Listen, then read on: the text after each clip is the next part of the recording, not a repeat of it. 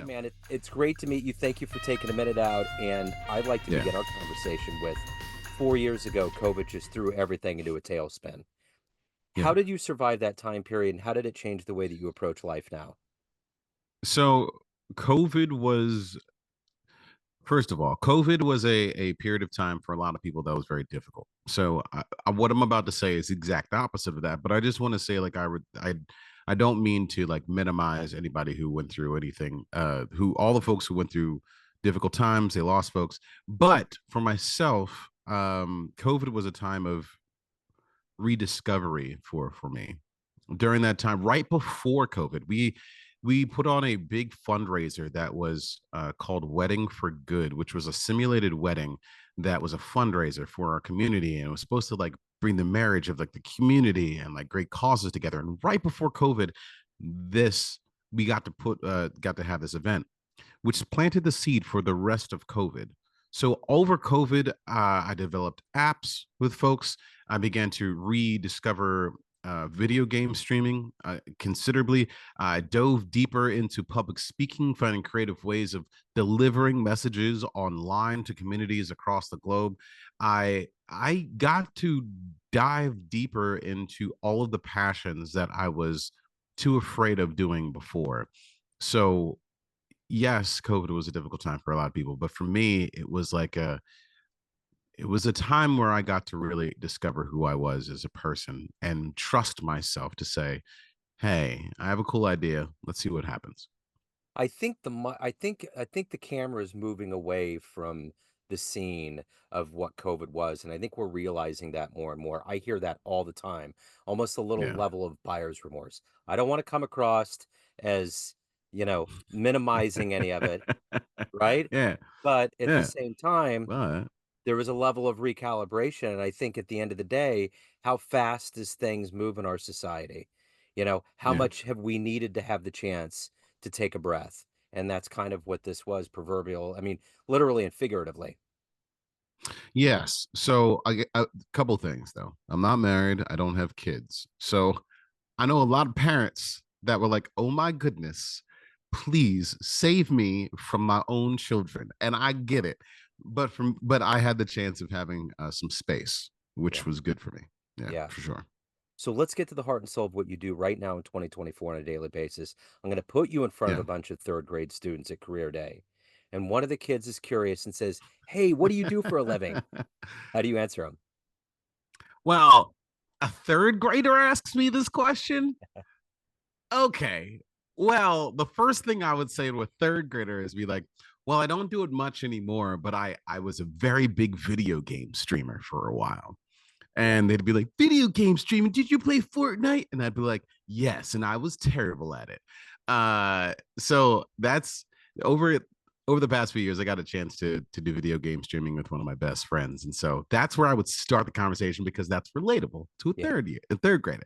However, I would say also one of the cool things that emerged from that is that I also speak on stages across the globe. I was in Australia, I was in India, I was in Bolivia. I just travel across the globe and I get to just say funny things on stage and also thought provoking things. But third graders don't care about thought provoking unless it's dealing with Fortnite. Yeah. So, aside from that, it's just I get to go around and sharing ideas. There's a lot of other things that I do, but that's where I'd start. So what did you want to be in the third grade? What was your dream? I was the stereotypical nerd that wanted everything to do with space. I was fascinated with Star Trek. I was fascinated with like my dad would sit me next to him and we would watch Star Trek, the old one with what's his name? It's William William Shatner. Shatner, Yeah. and, right? William Shatner, and then also Next Generation with Jean-Luc Picard, and more Next Generation, but still both. Still to this day, we still watch both. And so being there and just watching and talking about some of like the social topics even, and them floating around through space, it was just super fascinating. And so I remember this one moment in which I was in third grade. I don't know why this sticks out to me. I was in the middle of class, and the moon must have been like one of those days where you could see the moon during the day. And I was just staring out the window, and all of a sudden, I remember the moment that my brain went, "Jason, space is infinite," and I was like, Oh my god! And I was like, my mind was blowing in this classroom that was just like, two times two is four. I'm like, space is infinite. Yeah. So when I was a kid, I really wanted to be an astronaut and float around through space at warp speed and do all the things that science fiction tells us that we can do. So So that's what are I you wanted to do. yeah, for sure. Are you originally from Pennsylvania? Originally from Philadelphia, and yeah, just migrated over to State College, Pennsylvania. Okay. So take me back to your roots. You kind of Yeah. elaborated on it, but how did you become a storyteller? How did you become comfortable on stage? How did you get to this point in your life? So being on stage really comes from my passion for music. So when I was in, my mom taught me piano when I was a kid. And so I didn't hate it, but I didn't love it. I was like, it was fine. The, but I got comfortable just playing on the keys. Over time, I sang in the church choir for a little while, even though it was pretty bad. And there was one moment, even in, I think in like ninth grade, I tried to convince a couple of my other friends to start a boy band. That lasted about 3.2 seconds. And then at the end of high school, we got to do a community, we got to do a project where we're supposed to do something for the community. And I was like, I want to be able to make music that talks about community issues and be able to use that as my method of contributing to society. And so senior year, last day, we finally we get to perform in front of the rest of the class as our project. And the band was terrible. The songs we wrote were terrible. The lyrics were absolutely horrendous. The sound and acoustics were really shoddy in this old Philadelphia public school auditorium with the seats, like the wooden seats that are half broken sometimes, and the little flap up thing where you put your tray. Uh, but that was one of the best moments. That is one of the moments I'll never forget of the joy of being on a stage, creating something with a group of people and sharing that with the audience and watching them get involved. That is one of the most amazing moments. And from then, I was in a number of bands. Then I hopped on stage all up and down the East Coast. Rap, I sung, I played keys. Then I got involved with public speaking. And then I got involved with radio. And ever since then, it's just like, if I can't be on stage with a band, then I'll just be on stage giving a speech. So what was the first concert you ever saw that blew you away? First concert that I saw that blew me away. That's fascinating because I don't have as a kid, I don't remember seeing a performance that I was like, it was groundbreaking. I will tell you though, real quick before I give you an answer, is I remember in high school, oh, I still get a little frustrated about this. I was in high school and Michael Jackson was having his last set of performances, and one was in New York City. I think he was going to be there for 3 nights.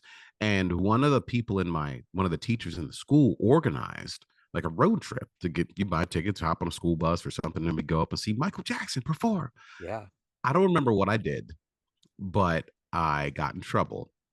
I mean, I don't know if it was a grade, but Oh, I was not allowed to go to see Michael Jackson perform. And I man. love Michael Jackson. Michael Jackson is the pinnacle of performance, of talent, of being a little shy, but like being able to turn it on a flip of a dime, of just a creative, energetic force that changed the course of music and entertainment forever. And I got it. I did not get a chance to be there. That being said, I do recall Judith Hill is a was a background singer for Michael Jackson. She Yep. dated Prince, Yep. and she came to my local town. And Judith Hill was hit every single note. It was in a small venue, so it was like this intimate vibe. And I got a chance to meet her. That was probably one of the most memorable performances, just because it was like she's touched. She's like had a presence in the greats. Yeah. At that time, dating Prince, but she already worked for Michael Jackson. But still, just Yeah. to listen to someone of that caliber perform was just absolutely amazing. So I got to tell you, when I was a kid, my dad was a car salesman and he got into he used to win drawings and he won a drawing in 85 when the Jackson 5 came to Kansas City and they played at Arrowhead and I got to go see it. So it's like 45 minutes later and all of a sudden, this was during the Rhinestone Glove, this arm comes out of the center of the stage out of a hole. and there's just the most powerful light on the planet. Bam! All these rhinestones are filling it up, dude. Girls are fainting. It's like Beatlemania. It's like, oh my God. But it was great. And then the brothers all hop up in these like Yep. beautiful shirts, and MJ's just spinning, going, bam. It was Yeah, crazy. man. So That sounds that was so one of my cool. first experiences of ever seeing a concert, and I was like, wow, it was crazy. Um, so I'm curious, as a storyteller, as someone that's comfortable on stage and has prowess in front of people, who's your favorite storyteller, or who's your favorite orator out there? Orator, favorite orator. Oddly enough, I don't do nearly as much research to listen to other orators as I probably should. However, I will say that when it comes to orators, and I might lose points on this, uh, it's watching comedians. Yeah. It doesn't matter, and especially those who know how to work a crowd.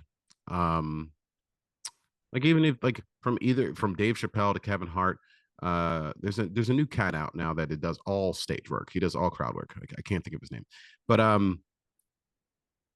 to be able to watch somebody have an idea in their head what they want to say, be able to rehearse it and tweak it and master it in a way where they know every single beat, and then still when someone interrupts that flow, be able to on the fly know the content so well and know and trust yourself so well that you can adapt to it and then fly back into the content without anybody really notice, like, was that planned? Nope, that's just raw talent and practice and rehearsal. So I would say it would have to be um right now it would have to be Kevin Hart and Dave Chappelle, and a few other comedians I can't think of, but any strong comedian that can do some crowd work. Those are my orders that I listen to. So who's been a hero for you in your life, in your career? Who has been that inspiration? In my personal life, like someone personal to me who's been the inspiration for me has been my a mixture of two things. Uh, It's been as a kid growing up, it's been my grandfather. My grandfather, I speak about him a lot. He was my pop-up, Mr. Nelson. And he was from Louisiana, a small town in New Roads, right outside of Baton Rouge, a few hours away from New Orleans. If you only know where New Orleans is in Louisiana.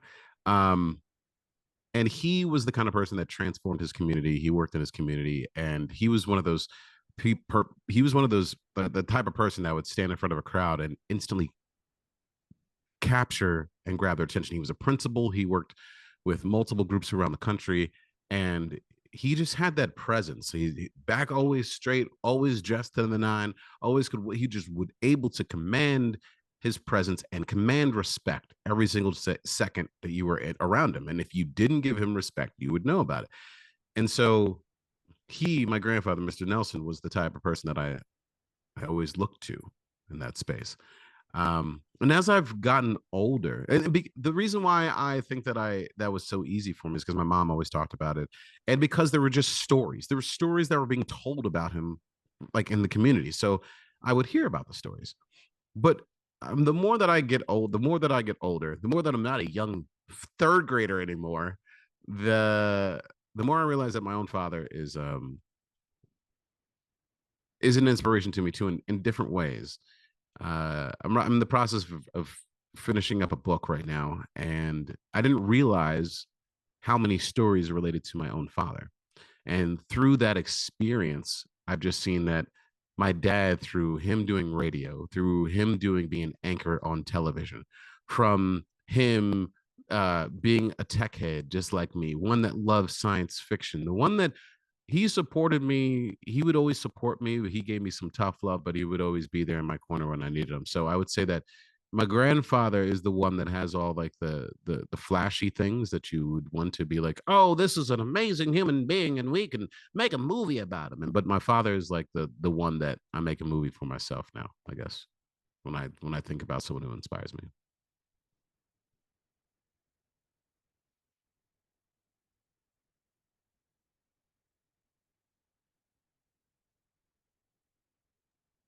If you can meet one person alive on the planet right now that you find fascinating, who would it be? Who would you love to meet and talk to?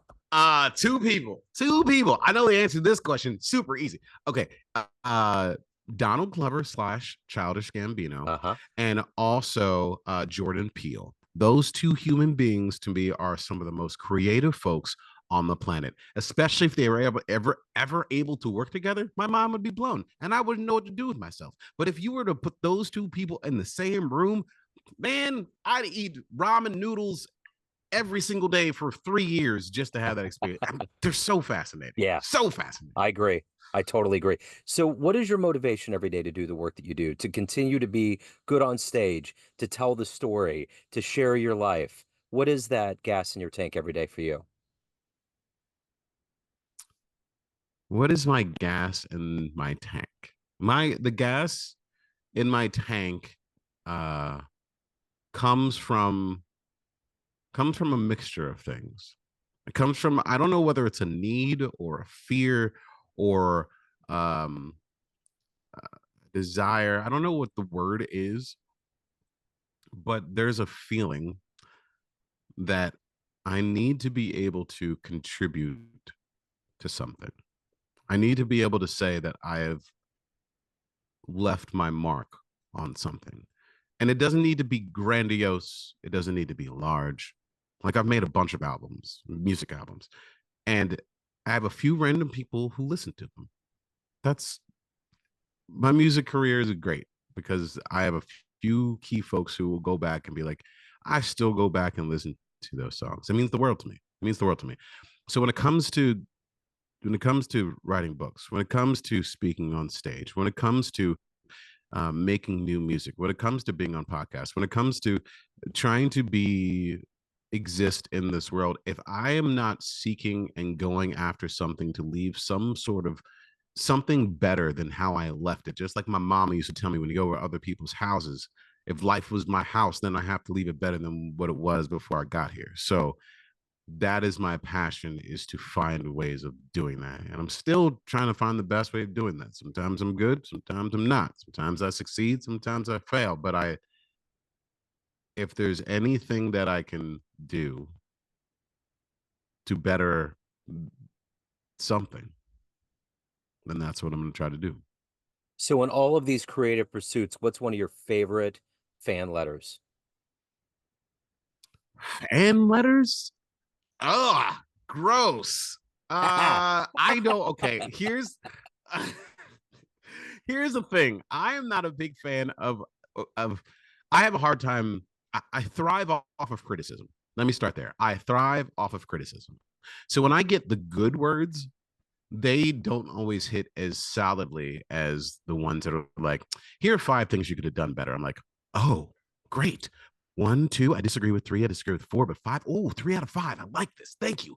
All right, now I can do something even better. Like I thrive off of that. Yeah. Criticize me as much as you want.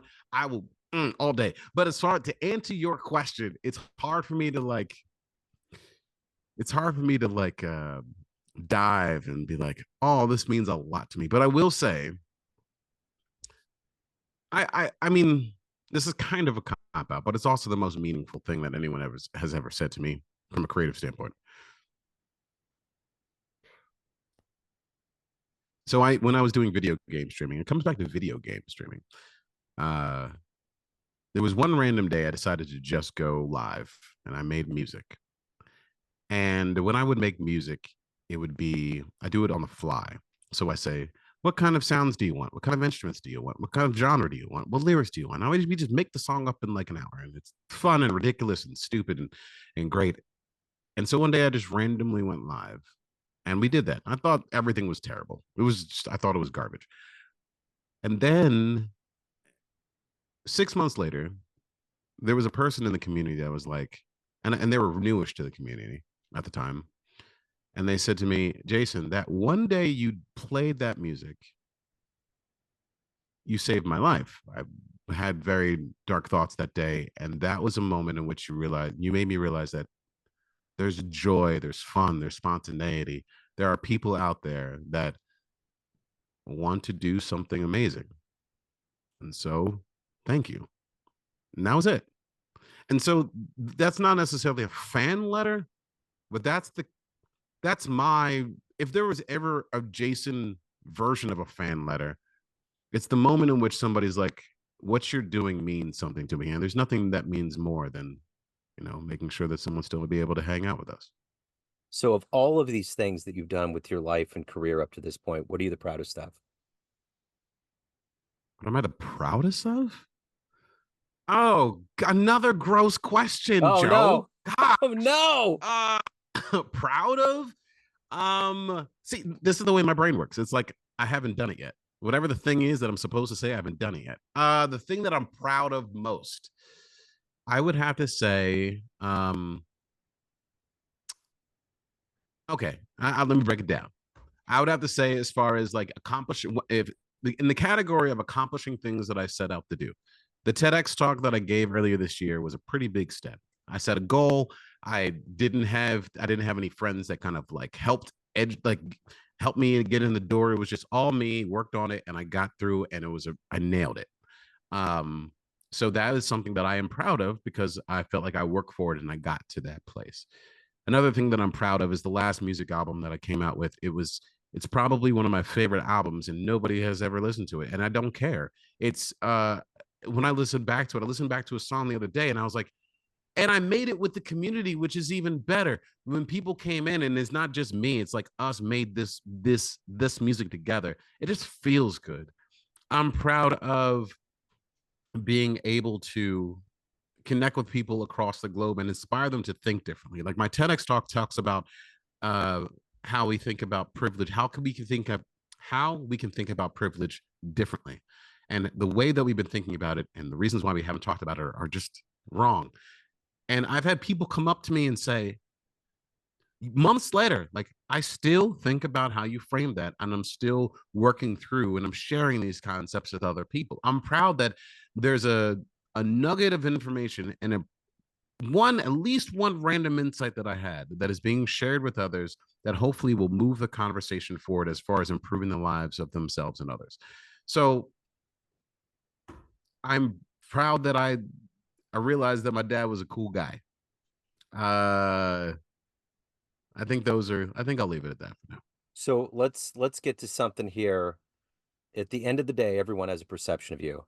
Family, friends, everybody that sees you on stage, everyone around you. But you ultimately drive the bus. What's your Yeah. perception of you? Who do you think you are? Who do I think that I am? I think that I am a curious person. I think that I largely am not afraid to speak my mind. I think that I bring positivity to other folks. I think that I am a cheerleader for other folks. I think that I also can go ghost mode if I need to, if I need my own personal space, which some people don't enjoy, but that's me. Um, I am a person that seeks peace, and peace in multiple senses. Like an ideal afternoon for me would be to be on a really hot day on a kayak in the middle of a lake with nobody around, no music, just be. Um, I'm the type of person that also would turn every speaker up to the number of 11 and jam out to my songs and dance salsa all night long. I'm the type of person that um, really wants to explore. I think if I had to say one word and narrow it all down in the moment, I would say I'm an explorer. And that's who I hope that never changes about who I am. Great answer, man. If anyone out there wants to reach out, see any of your talks, see you live, anything in your world, where do they go? Well, if you want to go back 15 years, you could see me on stage with my band. But since that's not possible, I would say go to thejasonbrowne.com. That's where you can find all of anything about me at the Jason Browne at any of the social medias. Make sure you put an E at the end of it. Just Google search Jason Browne, Browne with an E, TEDx Talk, and you'll find me. And I'd love to connect and talk more about absolutely anything, even the infinity of space. Yes, which that freaked me out too when I realized that. I was like, my God, this thing doesn't end. Like it's the Oh, idea forever. It's like because our brain is finite. It's like finite, finite, finite, yes, and then it's like no, sorry, yes, dude, no, this thing is not stopping. keep going. Man, this has Yeah, been my guy. wonderful.